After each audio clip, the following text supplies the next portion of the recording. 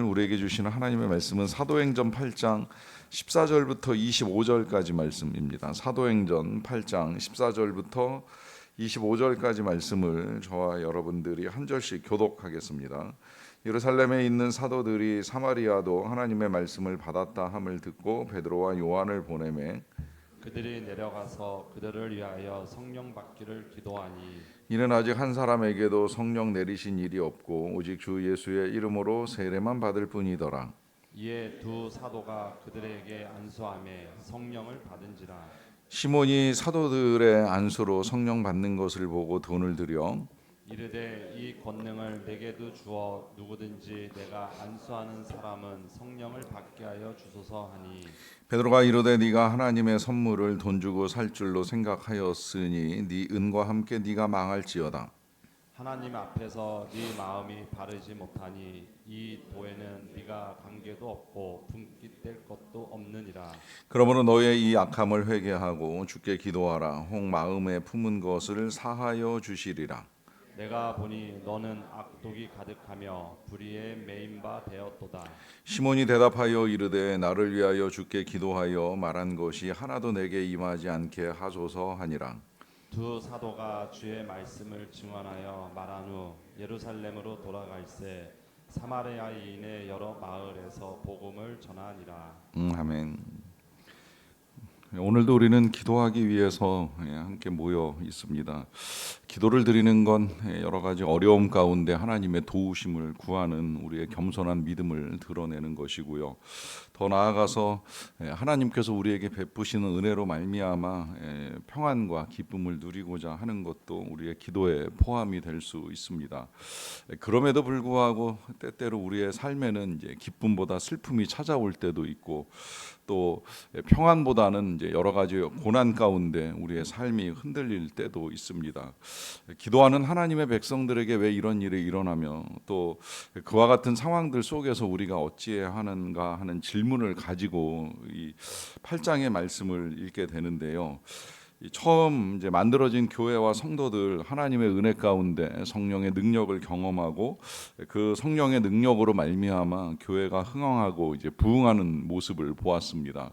처음에 교회는 폭발적으로 성장을 했고요. 그냥 성장만 한 것이 아니라 교회 안에서 진리가 선포되고 또 모여서 기도하고 함께 떡을 떼고 하는 이제 아름다운 일들 거기에 더하여 구제까지 이제 행해 나가면서 일꾼들을 세우는 이제 안정적인 성장을 하는 것처럼 보였습니다. 또 그렇지만 반면에 이제 여러 가지 시련과 핍박 그리고 이제 고난들을 겪게 되는데 그 고난의 절정이 어떻게 보면 이제 성도가 순교를 당하는 일이라고 할 수 있습니다. 무엇보다 성령과 믿음이 충만한 사람 내지는 성령과 지혜가 충만한 사람으로 표현되는 스데반 집사님이 복음을 증거하다가 순교를 당하잖아요. 그가 전한 내용은 틀린 것이 하나도 없었고 설교가 너무 귀하다 보니까 이 설교를 연구할 때 이제 초대교회 설교의 한편으로 그의 설교가 분석되기도 하는 일들을 하게 되는데 진리를 선포하는 중에 오히려 돌맞아 순교하는 이제 이 비참한 일을 겪게 됩니다. 이것이 처음에 교회와 성도들이 겪었던 일인데 문제는 이제 이런 시련이 여기서 끝나지 않는다고 하는 것이죠. 그와 더불어서 또 다시 이제 큰 박해가 있어서 결국은 이제 사도들만 예루살렘에 남아 있고 나머지 모든 성도들이 사마리아라고 하는 지역으로 피신을 하게 됩니다. 네, 이때 이 사마리아 지역은 여전히 이제 이방인의 동네입니다. 그러하기 때문에 유대인이 이방인의 지역에 가서 피신을 한다는 것은 흔히 있을 수 없는 일인데 그렇게 할 수밖에 없는 거기나 가야 그래도 쫓아오지 않고 몸을 숨길 수 있다라고 생각했던 성도들은 사마리아까지 물러가고 예루살렘에 혹 남아 있을 수도 있는 성도들 때문에 이제 사도들은 계속 그곳에 머물면서 성도들을 돌보는 이제 사역을 하게 되는 이제 그런 상황에 이르게 된 것이죠. 급작스럽게 스데반 집사님이 순교를 당하다 보니까 많은 사람들이 급하게 이제 도망을 가는 일이 있게 되었던 것이고요. 그래서 남아 있는 몇 사람 아마 이 사도들과 혹 이제 성도들이 계셨는지 모르겠지만 그 몇 사람이 스데반 집사님을 장례하고 이제 크게 울었다라고 하는 것이 이제 8장 앞부분에 나와 있습니다. 그런데 문제는 이제 슬픔이 여기서 끝나지 않는다는 사실이에요. 지금 이 교회가 순교자도 나오고 또 교회의 성도들이 이주를 해야 되는 이제 급박한 이 상황 속에서 이제 모든 고난이 끝나는 것이 아니라 남아 있는 성도들을 잠멸하기 위해서 이제 광분하는 사람들이 여전히 이 예루살렘에 있었다라고 하는 것이죠. 그러다 보니까 교회는 이제 또 다른 시험을 겪을 수밖에 없는데요. 자, 이런 상황에서 우리들 같으면 저나 여러분들 같으면 과연 어떻게 살아갈 것이라고 생각을 합니까?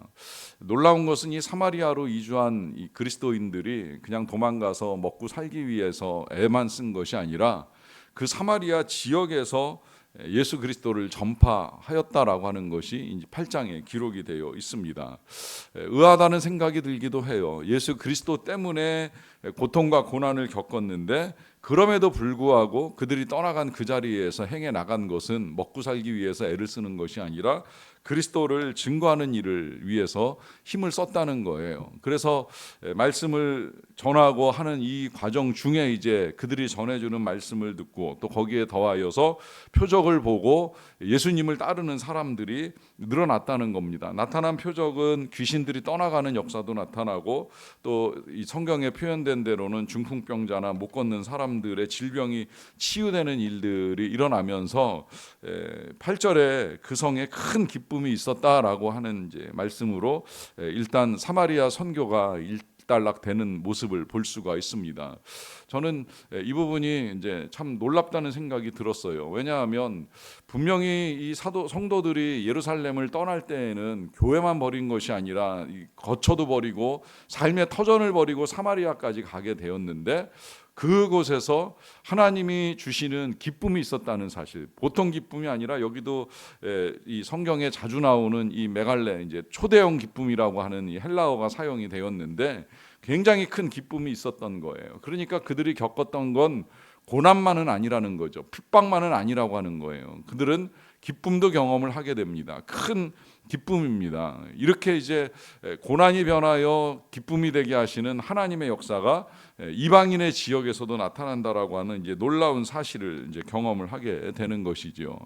여기에 더하여서 이제 또 하나의 사건이 소개가 되는데요. 그것은 이 사마리아 지역에 시몬이라고 하는 사람의 존재입니다. 그는 마술사라고 소개가 되고요. 또 아울러서 이제 이 자칭 큰 자다라고 하는 이제 설명도 덧붙여져 있습니다. 스스로 이제 자신을 높이기 위해서 애를 썼던 사람이라고 하는 의미로 이제 해석이 되고요. 그리고 10절에 보시게 되면 낮은 사람부터 높은 사람까지 다 따르면서 이르되 이 사람은 크다 일컫는 하나님의 능력이라라고 하는 이제 소개까지 되던 사람이었습니다. 그만큼 이제 이 마술적 능력이 어떤 형태로 나타나든지 특별한 능력으로 나타나다 보니까 추종자들이 많았고 그를 따르는 사람들이 적지 아니하였다라고 하는 것인데요. 이 사람도 이제 사마리아까지 내려갔던 이 집사 중에 빌립 집사의 전도를 통해서 예수님을 믿고 따르게 되었어요. 그리고 그와 더불어서 이제 많은 이 사마리아 지역에 있는 사람들이 예수님을 믿고 따르다 보니까 예루살렘에 있는 사도들이 이제 이 소식을 전해 듣게 된 거예요. 사마리아 지역에서도 예수 믿는 사람들이 있더라. 사실 이게 특별하지 않은 것은 이미 예수님은 미리 말씀하셨거든요. 너희가 성령을 받고 권능이 나타나면 예루살렘만이 아니라 사마리아와 유대 전체 그리고 이제 땅 끝까지 이르러 증인이 되는 것이다 라고 하는 이제 선언을 해주셨는데 거기까지 미처 생각하지 못하고 예루살렘에만 모여서 교회 활동에 집중했던 이제 이 교회가 핍박을 당하면서 흩어지기 시작을 했고 1차적으로 이제 사마리아의 복음이 증거되는 역사가 나타나게 된 것이죠. 어쨌든 참 기쁘고 감사한 일임에 틀림이 없어요. 그러다 보니까 이제 예루살렘에 모여 있던 사도들이 의논해 가지고 베드로와 요한을 사마리아에 이제 파송을 하게 됩니다. 일단 아직 교회는 세워지고 사람들이 모이긴 했지만 이제 지도자가 완전하게 이제 세워지지 아니한 상태에서 교회에 어떤 일이 일어나고 있는가 확인도 하고 도움도 줄 겸 베드로와 요한이 이곳에까지 이르게 된 것이죠.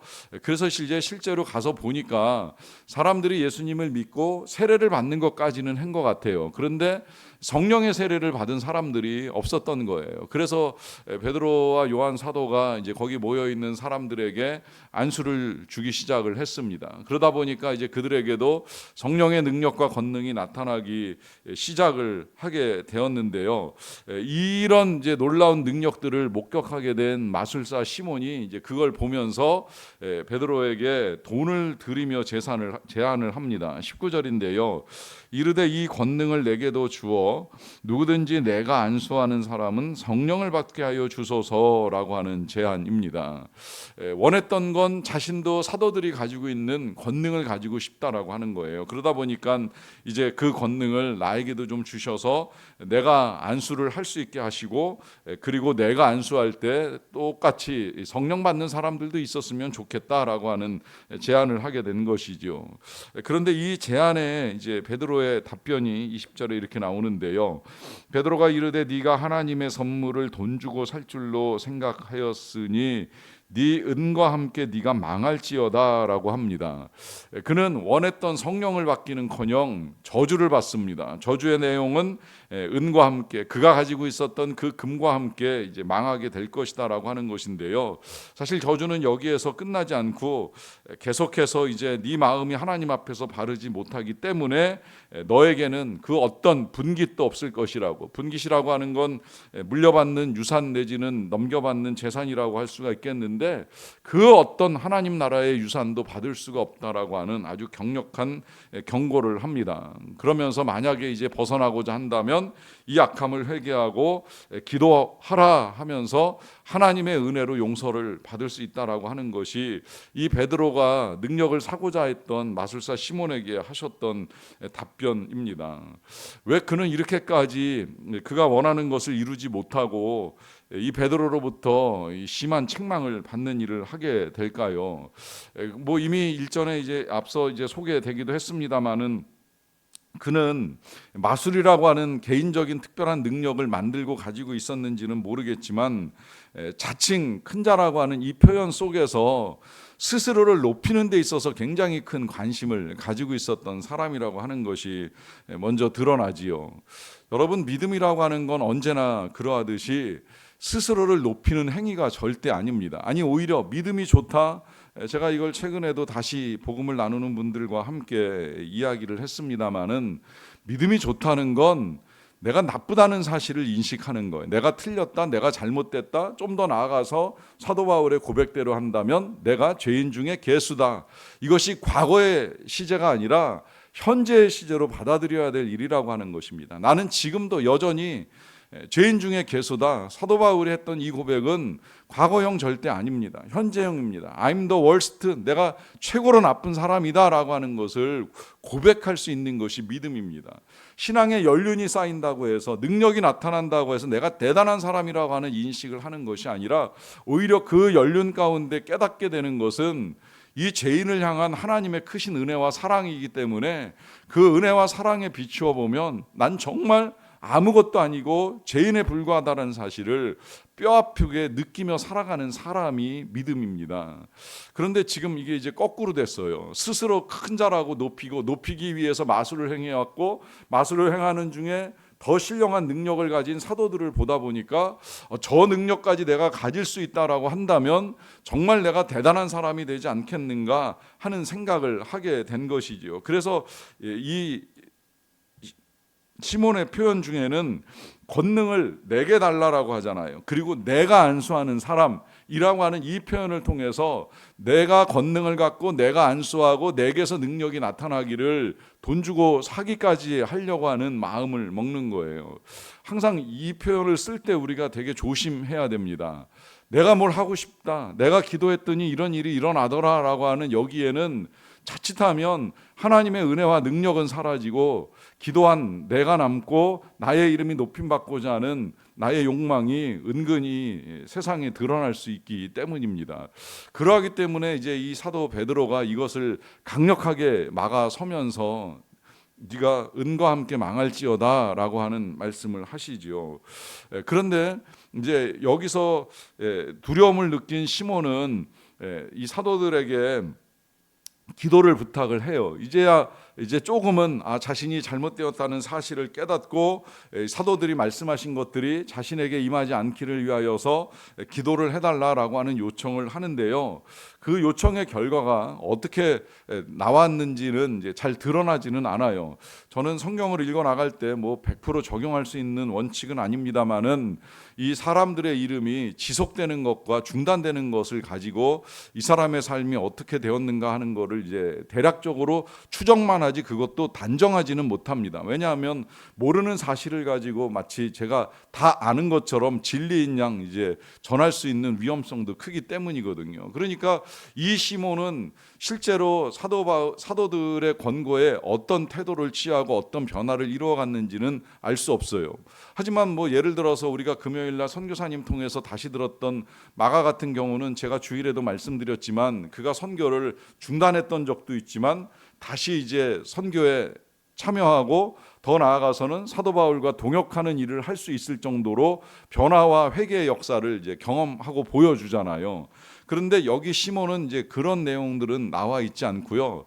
다만 마지막 오늘 25절은 이렇게 마무리가 됩니다. 두 사도가 주의 말씀을 증언하여 말한 후에 예루살렘으로 돌아갈새 사마리아인의 여러 마을에서 복음을 전하니라라고 하는 말씀으로 마무리가 돼요. 읽으면서 참 놀랍다라고 하는 생각이 듭니다. 그렇지 않습니까? 왜냐하면 사도들은 예루살렘 교회가 핍박을 받거나 사마리아에서 부흥이 일어나거나 어떤 일들을 겪으나 다시 또 돌아가서 예루살렘 교회를 재건하고 세우는 일을 하겠다는 생각을 가지고 예루살렘을 찾아요.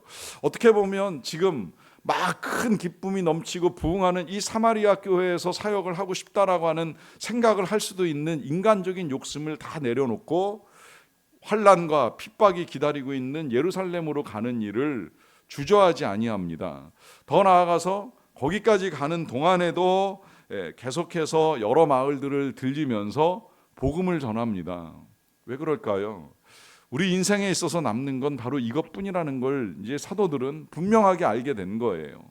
예수님을 전하는 거, 복음을 나누는 거, 이거 이외에 삶에서 남는 거는 없다라고 하는 것이 너무나도 분명하기 때문에 어디에서 기회가 주어지든지 예루살렘이든 사마리아이든 혹은 지나가는 길이든 그곳에서 복음을 전하면서 성도들을 세워나가기 위해서 힘을 씁니다. 여러분 삶에는 여러 가지 고난이 있을 수 있다라고 생각을 하는데요. 그 고난을 극복하는 궁극적인 이유와 목적을 어디에 두어야 하겠습니까? 그저 이 땅에서의 평안과 부요함을 회복하는 수준에 머물겠습니까? 아니면 거기서 더 나아가서 정말 예수님을 증거하고 예수님을 전하다가 그 예수님으로 말미암아 우리가 하나님의 나라에 들어갈 때 주님이 우리를 위하여 예배하고 계신 것들을 받는 그 영광을 누리는 자리까지 들어가는 것이겠습니까? 오늘 다시금 주님을 따르는 우리의 삶을 사도들과 함께 새롭게 만들어가는 저와 여러분들이 다 되시기를 간절히 축원합니다. 기도하겠습니다. 사랑과 은혜가 풍성하신 아버지 하나님 감사합니다. 오늘도 우리가 이 하루를 시작하면서 어떻게 살아가야 할지 말씀 속에서 주의 진리를 우리에게 허락하여 주셔서 진심으로 감사를 드리옵나이다. 하나님, 우리도 때때로 우리의 욕심과 욕망을 따라 많은 것들을 구하고 찾을 때가 있음을 고백합니다. 아버지 하나님, 잘못된 우리의 이 생각과 마음 가운데 은혜를 베푸사 다시금 우리가 하나님을 믿고 섬기는 하나님의 백성들로 살게 하여 주신 것을 감사드리옵나이다. 행여라도 우리가 우리의 이름을 높이기 위하여서나 혹은 여러 가지 일과 상황들을 통하여서 자녀들을 통하여서 우리의 꿈이 성취되는 것이 아니라 이제는 복음이 증거 증거되고 하나님의 나라가 이루어지고 무엇보다 우리 주 예수 그리스도의 이름이 높임받는 일에 힘쓰는 삶을 살아가는 자들이 되게 하여 주시옵소서. 아버지 하나님, 우리가 이 땅에서 주어진 그 어떤 일도 우리를 위한 일이 되지 않기를 원합니다. 주님을 섬기고 주님의 나라를 이루고 주님의 뜻을 이루어가는 아름다운 역사가 되게 하여 주시옵소서. 날마다 우리는 하나님의 나라가 이 땅에서 이루어지고 또한 하나님의 뜻이 하늘에서처럼 땅에서 이루어지기를 소망하는데 그 소망이 우리의 삶에서 실제가 되고 우리의 삶을 통해서 나타나게 되기를 간절히 원합니다. 하오니 아버지 하나님, 그렇게 살아갈 수 있는 지혜와 능력을 더하여 주시옵소서. 일터의 지혜와 능력을 더하여 주시기를 원합니다. 함께 일하는 사람들을 섬기고 고객들을 섬기고 만나는 사람들을 섬길 수 있는 지혜와 능력을 더하여 주시옵소서. 이 지혜와 능력이 가정에서도 나타나게 되기를 원합니다. 사랑하는 우리의 가족들, 부모님과 배우자 그리고 우리의 귀한 자녀손들에게 그리스도의 사랑, 하나님의 은혜를 나눌 수 있는 지혜와 능력을 우리에게 허락하여 주시어서 때를 얻든지 못 얻든지 복음을 전파하고 예수 그리스도를 증거하는 삶을 우리가 아름답게 이루어 갈 수 있도록 도와주시옵소서. 우리를 세상의 빛으로 만들어 주셨는데 빛의 자녀다운 의로움과 착함을 가지고 살아갈 수 있는 자들이 되기를 간절히 원합니다. 하나님, 우리의 삶을 더욱 성령으로 충만하게 하여 주시옵소서. 성령의 지혜와 능력을 더하여 주시옵소서. 그리하여서 참으로 우리의 삶을 통해 주님의 이름이 높임을 받으시는 일을 이루어 갈 수 있도록 도와주시옵소서. 수술 후에 또한 회복을 위하여 애쓰시는 우리 집사님, 하나님의 은혜 가운데 고쳐주시고 완전한 회복을 이룰 수 있도록 도와주시옵소서. 뿐만 아니라 검사받고 치료받기 위하여 애를 쓰시는 우리 선교사님에게 임한 여러 가지 어려움들도 잘 극복될 수 있도록 도와주시고 이번에 이 귀국해서 모든 회복의 과정을 하나님의 뜻과 은혜 가운데 이루어 갈 수 있도록 도와주시옵소서. 그 밖에도 우리 성도들의 가정에 임한 여러 가지 어려움들이 잘 극복되고 이 일로 말미암아 주님을 증거하고 복음을 나누는 아름다운 역사를 이루어 갈 수 있도록 도와주시옵소서. 감사드리며 예수님의 이름으로 기도하옵나이다. 아멘.